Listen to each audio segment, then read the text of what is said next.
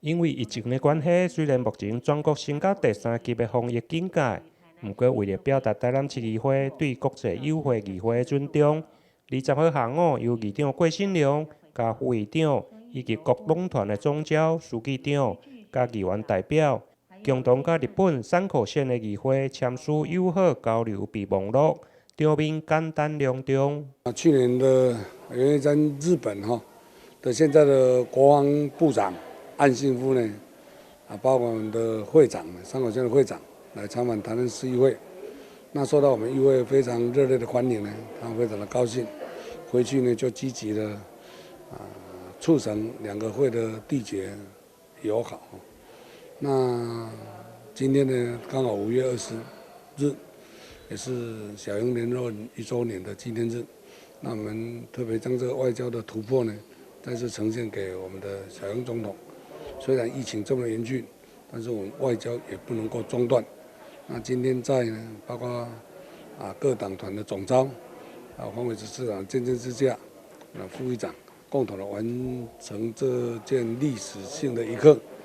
那总共加起来已经5个议会和我们台南市议会缔结为联盟的交流协议的协议书签署完成。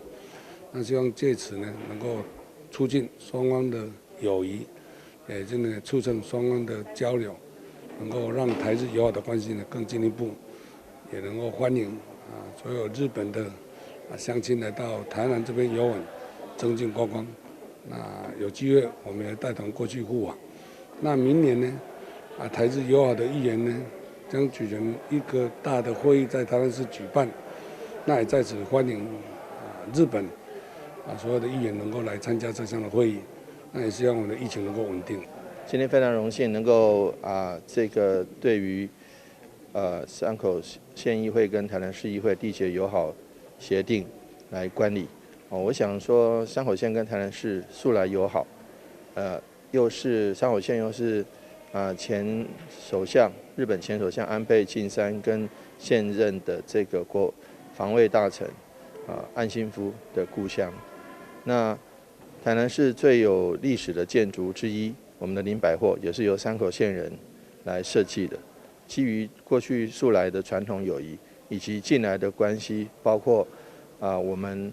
在去年制赠一些口罩跟防护衣、护目镜等等的防疫物资给山口县。山口县议会也通过这个支持台湾加入 WHO 的一个意见书。其实这都是非常非常不容易而且友好的表示。我们特别谢谢山口县议会，以及特别感谢驻日本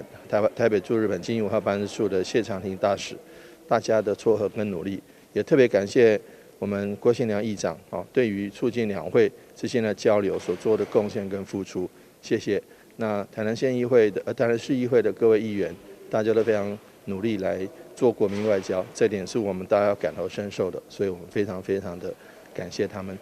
在视讯革命的会中，包括市长黄伟哲、日本台湾交流协会高雄事务会加藤英次所长，甲台南市台日文化友好交流基金会董事长李退之，嘛拢专程出席来观礼。而日本方面嘛特别邀请咱国的驻日本的代表谢长廷担任签署仪式的见证人。依据备忘录，未来双方将共同推动友好交流，并且以上大的努力协助两地各领域的稳定发展。台南新闻引根采访报道。